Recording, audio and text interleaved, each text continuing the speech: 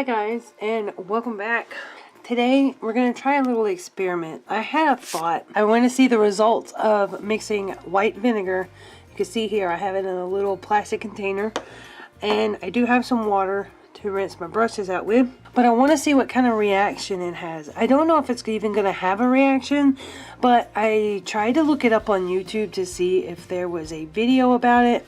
I could not find one, so I'm going to make one myself. So we're going to use some of my raggedy old brushes that I have here. You mix acrylic paints with water, but what happens when you mix it with vinegar? So I'm going to start with the background. I am dipping my brush in the vinegar, getting it a little wet, and we're going to pat it against the wall to get some of the excess off. Let it drip down. So I want to do a little green and a little red.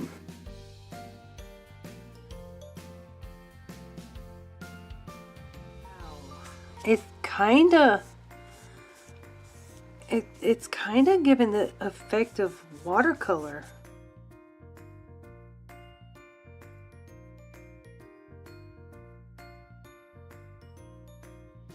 The paint. We could also try thicker paint, but just for the background I want to do a thin layer, and it makes it look like watercolor. This is so weird.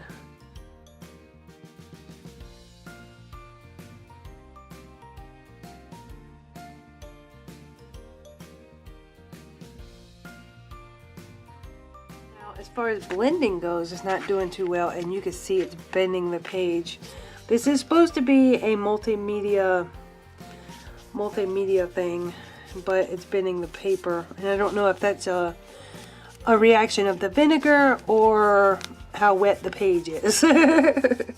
Alright, so we have our background here. It doesn't look fancy, nothing too special, whatever, but it seems to dry or soak into the page, and it doesn't go through. You can see nothing's going through the paper, so that's good. But you see this part, this kind of reminds me of watercolor. I have a friend that does watercolors, and the way that it's blotchy in these spots kind of reminds me of water. Like right here, you can really see it right there. I'm going to use a 1-inch round with a little bit of blue paint on it, and I'm going to dip it in my vinegar. Okay, wipe off the excess, and then we're going to go in for our painting that we want to do. So this is already dry, by the way. Like it dries pretty fast.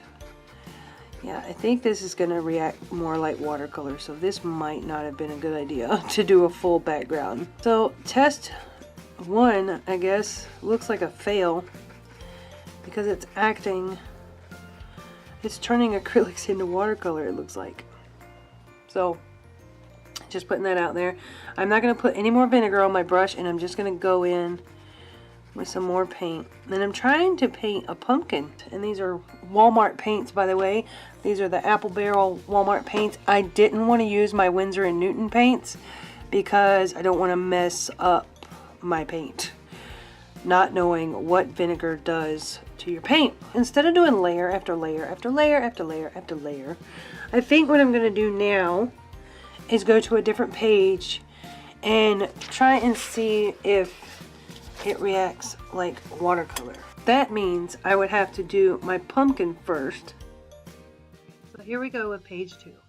We start out with a little bit of vinegar on our brush, and I'm dipping it in the paint, and it is coming out a lot more pigmented, but you can see a little bit through the paint itself onto the paper. So I'm adding another coat of just paint on top, no vinegar, and then as I go along I just use the vinegar to spread out the paint, kind of like what you would do with watercolor, and it seems to be working out pretty well. You can see I'm not dipping into my paint, I'm just dipping into vinegar and spreading it out to make the pumpkin whiter. Okay, we're going to work on the stem part of the pumpkin, and with this first layer of paint, this is what I was talking about, how it looks like it's reacting like watercolor. You see real up close how it looks, and it just wipes off too, just like I did there. But yeah, I really like the way the effect it does on the grass. As you can see here, my forked brush, you'll see in a minute, I'll show you how it forks off and looks like kind of like a snake tongue, but the grass turned out amazing. I really like it. So here's a fork in my brush, as you can see there, and we're gonna work on the vines and the leaves. It's kind of hard to do with this brush being forked like it is, but I just went with it because I hate changing brushes. I just want to use one and done, you know what I mean? So we're just gonna get this done and try and layer on some colors and stuff to kind of give it some dimension and depth. And the top leaf, to me, from this angle and the way I can see it, it kind of looks like there's two together with the two tips. I don't know why I'm showing you brushes, but here is me trying to do the light of the pumpkin, the yellow.